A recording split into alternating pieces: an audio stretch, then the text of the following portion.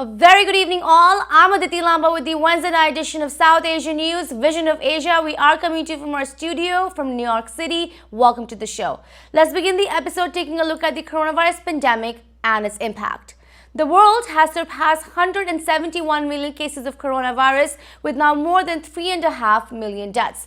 India, home to many of our viewers, continues to see devastating number of deaths, reporting more than 3,200 deaths today, taking the death toll to 335,000 with more than 28 million cases. The virus is now spreading all across rural India, which is already struggling with health disparities and food insecurity. Here in the United States, we are at more than 33 million cases of the coronavirus with at least 595,000 deaths. Cases and deaths in the nation are continuing to decline, with many now feeling more confident when they get vaccinated. On vaccines, 12 states have now reached the Biden administration's goal of vaccinating 70% of adults with at least one dose of the COVID-19 vaccine by July 4th.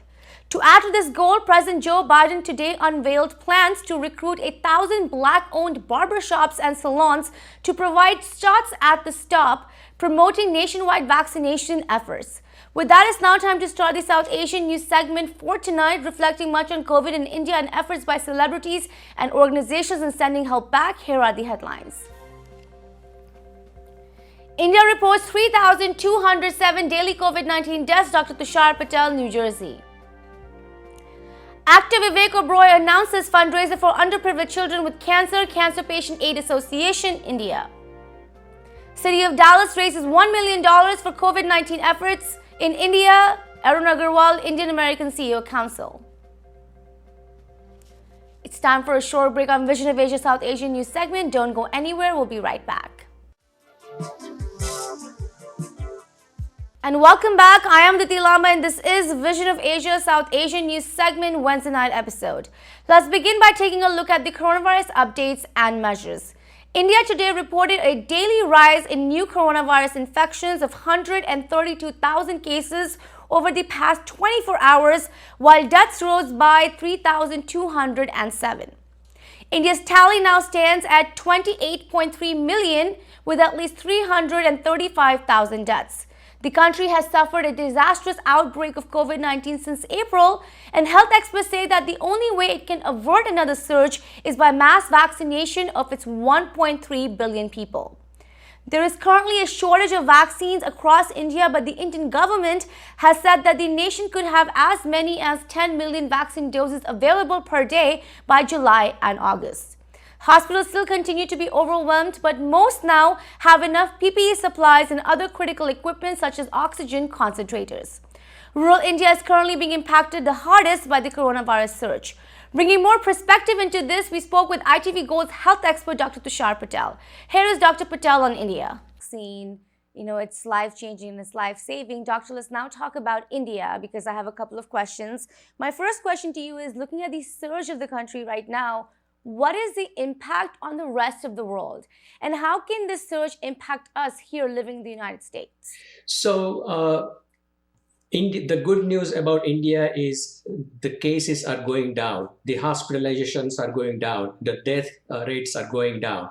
So that's a very good news. However, a country like India, 1.4 billion people, to control the surroundings as well as the movement and have the restricted movement for the people, it's very challenging.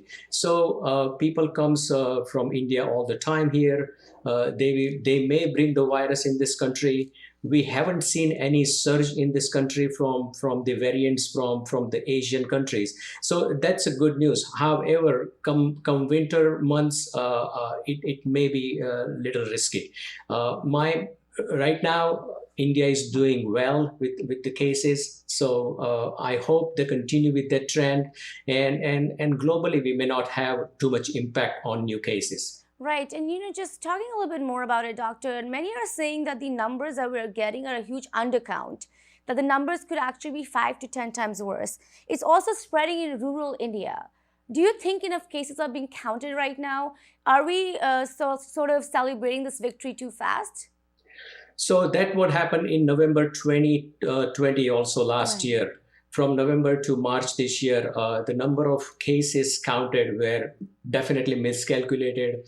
The reporting were undercalculated. So I think those are challenges of infrastructure of India. And I think the actual number of cases and the number of deaths are definitely underreported. And if we do a good job of counting, and case count is very important in pandemic. If we Right. don't have the enough good case count, then definitely they may see number 3 in their search. Right. The international media is blaming the Indian government for this crisis of COVID-19 in the nation by allowing the Kumbh Mela happen, by allowing election rallies happen. The country was open basically after January. What are your comments on that? So definitely from November to March, the government, the administration, the healthcare system, entire healthcare system, including the medical providers, dropped the ball in getting the good information from the communities about the case count, the number of deaths, and all those big super spreader events happen in the country, which definitely lead to the biggest crisis of the century in India. And I think very unfortunate. And I know it's everybody wants to blame someone, but government is also responsible, and the people in India also responsible for those cases. What is the biggest issue in the healthcare system there right now, doctor? So biggest issue in the healthcare system, as you know, I have worked in India for many years as well. Right. The infrastructure, healthcare, there is no healthcare infrastructure there. The resources are scarce. So in the rural areas, there are not enough doctors available. There are not enough healthcare centers available. Only in the urban areas, in the big cities, that they have medical facilities and the doctors available. So I think those are the biggest challenges. And about 60% people lives in the rural area in India. So you can imagine how system works there as far as the medical care. It was already lacking. I don't think that they were ready for a surge like this. Do you think vaccinations are the answer? There's a huge shortage in India, even though they're producing AstraZeneca there. How are you looking at that? Will they be able to vaccinate as fast as they need to? So the US, we are very fortunate that we reached about 50% people getting the vaccine. There are 8 billion people in this world. So if we count 70% people take 2 vaccine, we need 11 million doses.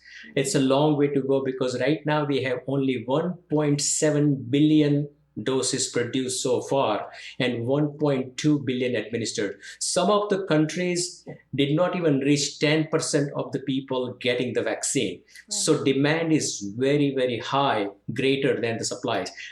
Vaccinating the countries, the developing countries are a huge challenge, and countries like India and other big countries will have a huge challenge because they did not even reach 10% of the population. So herd immunity there is going to be coming from the infection itself. Oh, wow. What are your predictions for this devastation in India? How long is this going to continue for? And when would you see a huge change in the number of cases, according to you? So right now, my calculation says by end of June, early July, they will start seeing number of cases go down significantly unless something big happens between now and then. By August, they should see the normalcy of life. The lockdown should end, and some new normal should happen back to normal in India. So would the country open up, and do you think borders will open up internationally for India? I think by end of July, early August, we should see that. Right. Doctor, I would like for you to discuss with us, if possible. I know you have a lot of friends in India that are medical professionals. What is the current condition there for them and the hospitals? Like, are they doing okay? Do they have enough resources now? There was a huge shortage of oxygen, which we hear that there's still some shortage in certain parts of the country. How are you looking at that? So most of the acute crisis has subsided now. They have the hospital beds, they have the oxygen, they have the supplies of PPEs. A lot of humanitarian efforts made by many other countries, including USA. Right. Many non-profit organizations from the USA help them.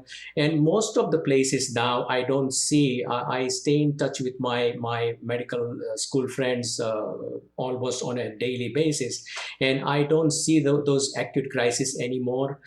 People are getting better, and they are getting the resources they need right now. The Indian American CEO Council and the Dallas Foundation in Texas have announced a partnership to provide assistance to the city of Jaipur in Rajasthan as India battles a devastating surge of the coronavirus pandemic. Dallas Mayor Eric Johnson and Chairman of the Indian American CEO Council, Mr. Arun Agarwal, have been leading this initiative to collect donations for Jaipur and have so far raised more than $1 million for personal protective equipment, including masks and gloves. Jaipur as a city represents much of Indian culture, arts and heritage and has a population of more than 3 million people.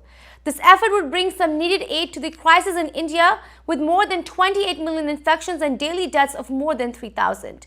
We spoke with Mr. Arun Agarwal about leading this initiative of the city of Dallas and the help that is needed in India. Visit dallasfoundation.org/India COVID relief to donate. Here is our conversation with Mr. Arun Agarwal. What is the Indian American CEO Council and what's the mission of it? Aditi, there are many organizations we have who are enhancing and supporting the cause of Indian Americans and the global trade between it.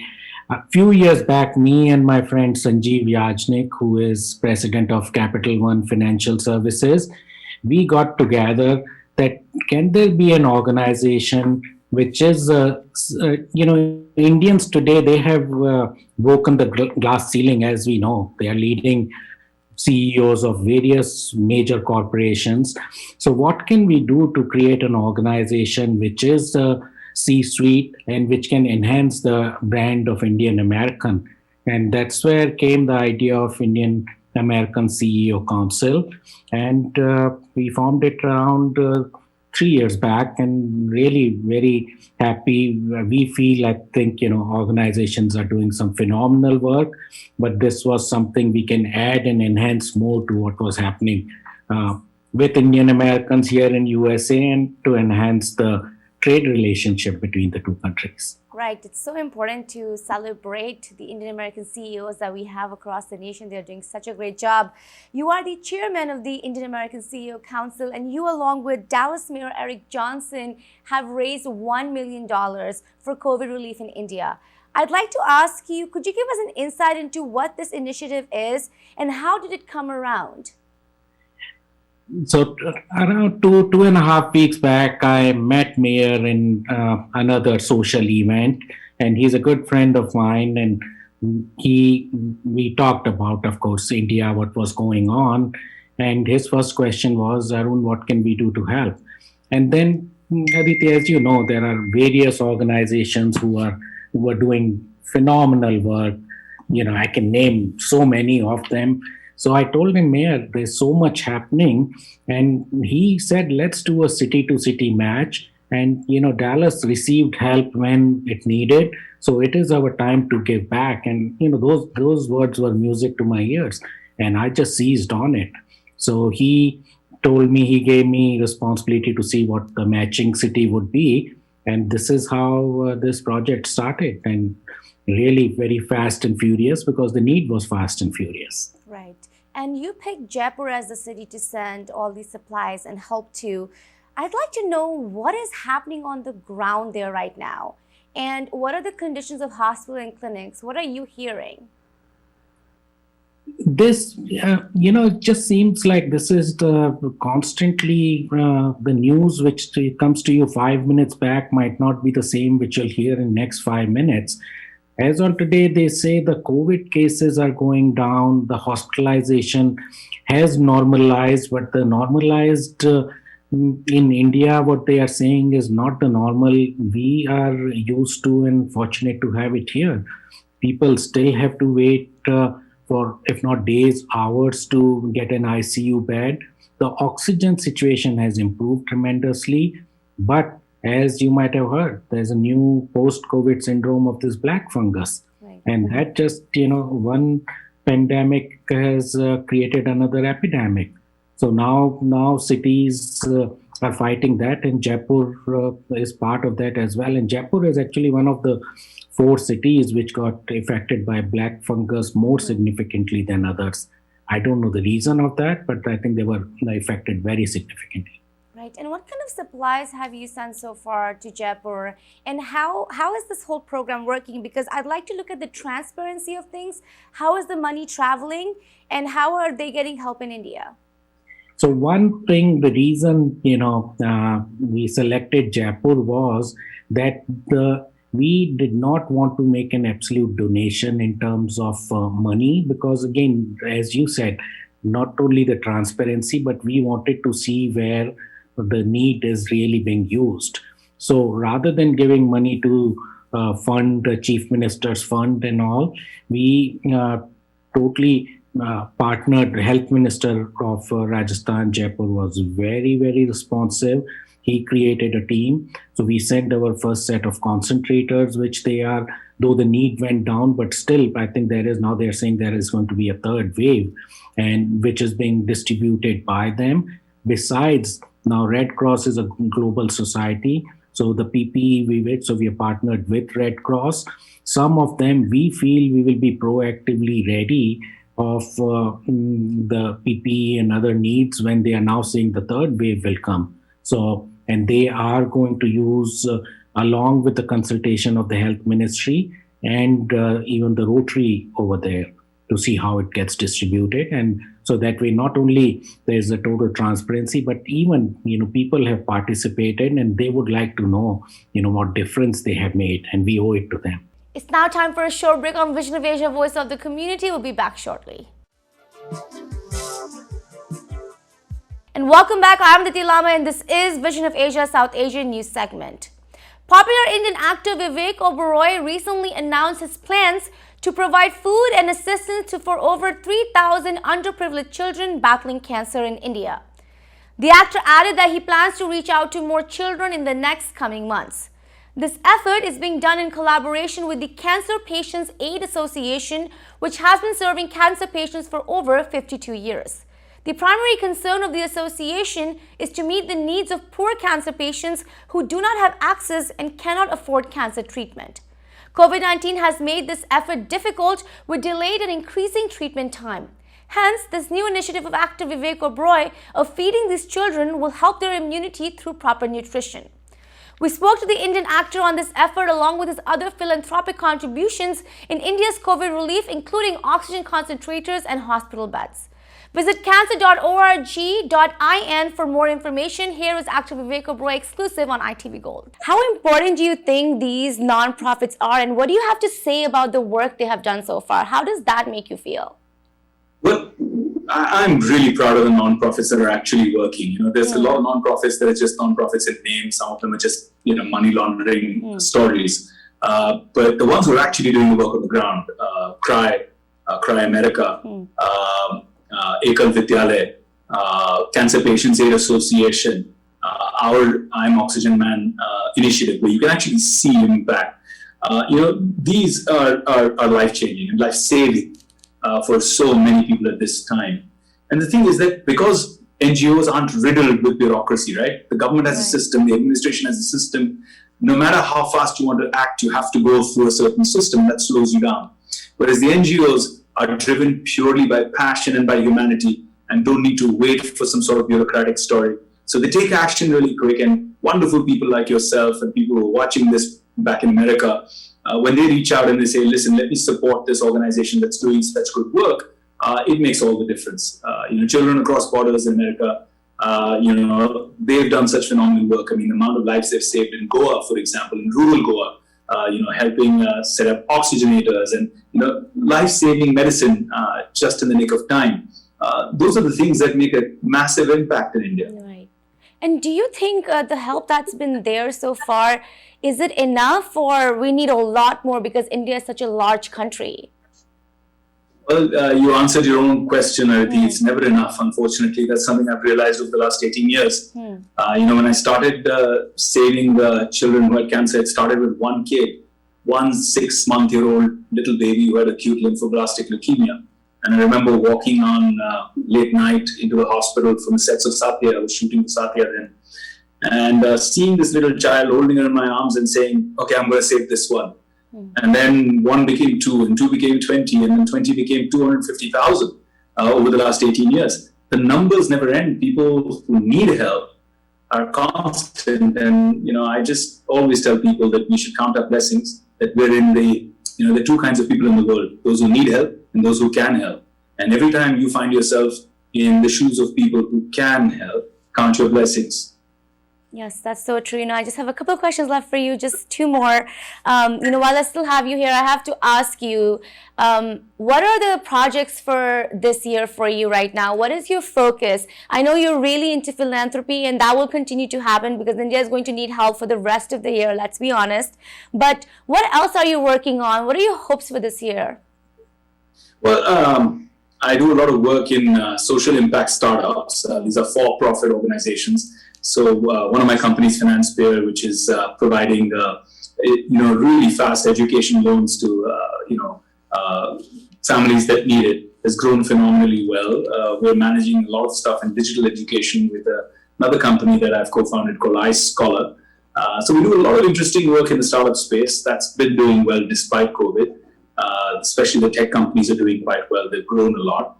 And on the film and entertainment front, I've signed up 4 projects, a few of them to be shot overseas and a couple of them to be shot in India. But these incessant delays, we start shooting and then suddenly, it all shuts down. And then you go back to being in the land of uncertainty, not knowing what's happening next.